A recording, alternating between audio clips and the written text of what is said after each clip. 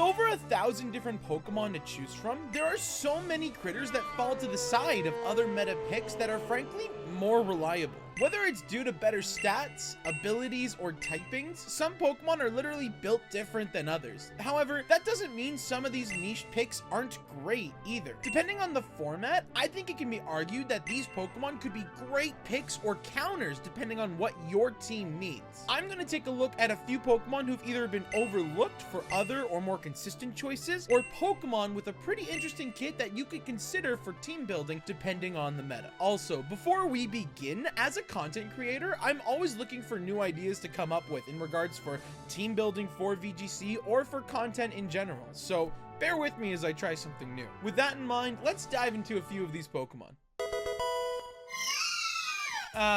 Alcremie. One of the first Pokemon you scroll by when you're trying to add a Mungus to your team. Ironically, Alcremie is a really cool support-based Pokemon, and no, I'm not biased. Thanks to her ability Sweet Veil and Aroma Veil, you can build Alcremies for two very different styles of teams. Sweet Veil prevents both Alcremie and its partner Pokemon from falling asleep while Alcremie is on the field. And Aroma Veil protects both Alcremie and its partner Pokemon from being taunted, encored, disabled, and a few other minor status conditions. Sleep is a very strong status condition in Pokemon. Especially when dealing with Spore users, they have a confirmed turn to prevent your Pokemon from acting at all. Sweet Veil prevents that, not only wasting your opponent's turn, but also allowing you to freely set up with Alcremie's signature move, Decorate, which gives a +2 to a Pokemon's physical and special attack stats at the same time. But what if you're running, let's say, a Trick Room team that cares more about blocking taunts or encores?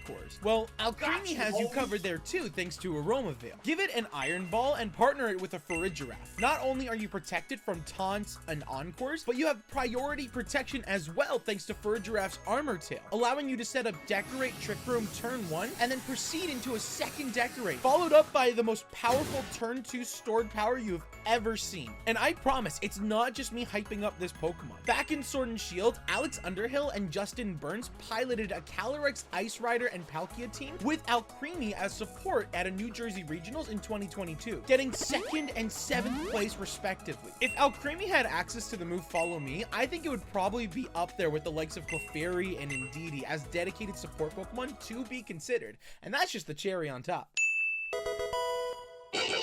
Hearing Illumise being on a competitive list feels so weird, because you look at its stats and you think, what is this thing even doing here? Well, similar to Murkrow, it was in the right place at the right time with the right amount of Pokemon legal. The special niche with Illumise, and I guess by extension its partner Pokemon Volbeat, is that they also have the ability Prankster. For those who are unaware, Prankster increases the priority of status moves by 1, allowing them to set up for your team or hinder your opponent before they can act. With access to moves like Tailwind, Thunder Wave, and Fake Tears, you can start to see some real potential for Illumise. However, she is a fully evolved Pokemon, so you can't get the extra bulk like Murkrow could off of the Eviolite item. However, Illumise does have one extra move that makes her stand out. Encore is a move that forces the target to use the same move again and again for the next 3 turns or until the targeted Pokemon switches out. This plus a faster speed stat is what makes Whimsicott a viable option over Tornadus as a setup Tailwind support Pokemon. So in formats where Whimsicott isn't available thanks to Dexit, Illumise actually has an opportunity to shine as Whimsicott Light. Even more so, the Pokemon also has access to Rain Dance and Sunny Day, giving you the flexibility to put Illumise on either Rain or Sun teams. Fun fact as well, because Whimsicott wasn't around until Regulation F thanks to the Indigo Disc DLC, Illumise actually won the 2024 Taipei Regional Championships. Big shoutouts to Bug Project for creating the team and giving Illumise her time in the spotlight to shine. Doing some more digging, Volbeat has access to Tail Glow and Baton Pass, and now I just really want to see this come to life. Someone gotta craft it right now, I swear to God.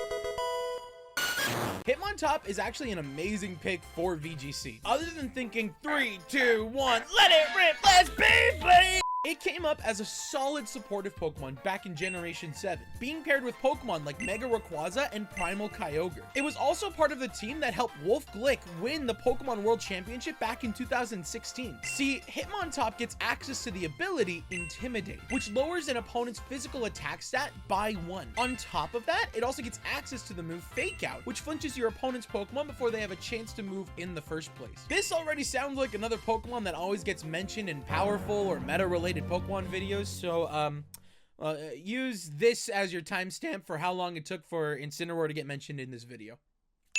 What's also nice about Hitmontop is its supportive move pool. On top of having a nice special defense stat of 110, it also gets access to moves like Coaching, which increases an ally's physical attack and defense by 1 stage. Additionally, Hitmontop gets access to the move Wide Guard, which protects both Pokemon on your side of the field from all incoming spread moves. And in a format where Astral Barrage, Terra Starstorm, and other massive spread moves run rampant, having a Wide Guard user is almost essential. With supportive moves like this in your arsenal, it's hard to pass up such a Pokemon. Partnering it with a physical restricted legendary like Calyrex Ice Rider or Zacian Crown can benefit heavily since it powers up their physical side. Keep Hitmontop with a bulky set and it should be a fun surprise to try out. While a handful of people have tried it back in 2024 and weren't too successful, I think there is clear potential. So what are you waiting for? Give him a spin. Ditto is one of the most infamous Pokemon in history. Glitching our games all the way back in Generation 1, it's also been a fun option to bring into restricted legendary formats, kind of like the one we're currently in right now. There's not much to talk about Ditto and its playstyle. Ever since Generation 5, it got access to its hidden ability, and to be honest, what it should be its only ability, Imposter, which transforms Ditto into the Pokemon across from it as soon as Ditto comes out into play. When Ditto transforms into a Pokemon, it transforms with all of that Pokemon's stats, including EVs, IVs, and stat stage increases. It also copies its current moveset, typing, and ability as well. The only thing that doesn't change is Ditto's base HP stat and its Terra type. It makes Ditto a little risky to use, knowing that it's always going to be frail in some way, but those are the risks of Ditto. Ditto usually shines in restricted formats because it's able to copy your opponent's restricted legendary Pokemon. Back in Generation 8, Ditto was an amazing pick for any team with a Zacian, as not only were you getting a third restricted legendary on your team, but copying Zacian made Ditto even stronger, as Ditto would copy the Zacian with its attack buff thanks to Intrepid Sword, and then gain another attack buff with its own Intrepid Sword after transforming. Pair this Pokemon with a Choice Scarf and you have a Pokemon that can be feared by all. Even now in Generation 9, Ditto can be valued as a possible second restricted legendary for your team. With options like Terra Ghost to avoid fake out pressure or Terra Stellar for the ultimate type coverage, Ditto finds itself a little more flexible in these formats, and I think it's a great Pokemon to play around with. Pair it with trapping Pokemon like Dugtrio or Gothitelle, and you can confirm transformations with switch-ins or slower Pokemon with pivoting moves into Ditto and playing off from there. Ditto has always been a fan favorite, and it shows with its usage. Even seeing top 5 with Luca Paz at the San Antonio Regional Championship. Even without Luca, there are plenty of Ditto believers, and it's a great way to add some fun to your team as the ultimate Uno reverse card. And remember, you can't spell Uno without no, you. Tsareena? Sorry, mommy. Tsareena is probably the most popular Pokemon on this list when it comes to VGC. However, I think it's still worth bringing up. Because of the inclusion of Farigiraf into the metagame, Tsareena hasn't seen nearly as much play as she once did. Tsareena has the unique ability, Queenly Majesty, which prevents all of your opponent's priority-based attacks from affecting your Pokemon. This makes Tsareena an amazing partner Pokemon to either lead or switch into to prevent Fake Outs, Grassy Glides, or Thunderclaps, and so on. Back in Generation 7, she consistently placed top 8 on teams where she was paired with Pokemon like Groudon, Xerneas, and Lunala. Even in Scarlet and Violet, back in Regulation G's first run, she was a popular pairing for Kyogre teams, being able to stop Grassy Glides and knock out Rillabooms and Raging Bolts using Triple Axle. And you see now, this is why it pays to do some research, because, you know, it'd save a lot of heartache and probably get more respect for this.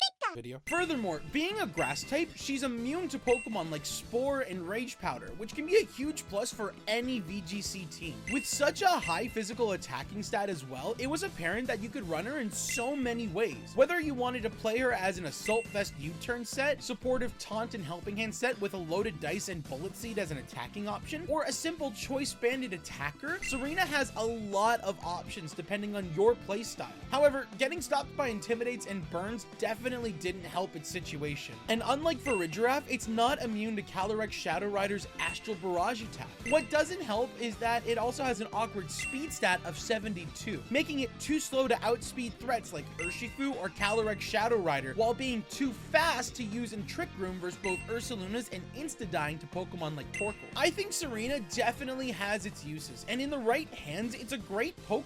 Going back to the San Antonio Regional this year, we saw her place as high as 10th thanks to Stefan Mott and others piloting the same Kyogre team. But with a metagame that has Incineroar running rampant, it's going to require a lot more thinking for us to finally bow to the queen. And that's the list. Let me know what your thoughts are on these Pokemon. Personally, I wanted to add a lot more fun niche picks to this list, but I didn't want to make the video too long, so I hope this satisfies for now. If you think there's something I missed or a Pokemon that you think is incredibly niche in VGC, leave it in the comments. If this gets popular enough, I would love to make a part 2 to show off even more niche choices and inspire more people for creative team building. If you made it all the way to the end of the video, consider subscribing and checking out my other Pokemon content, where I make a lot more highly edited videos and, quite frankly, pretty interesting teams, to say the least. Thanks for watching. Cheers.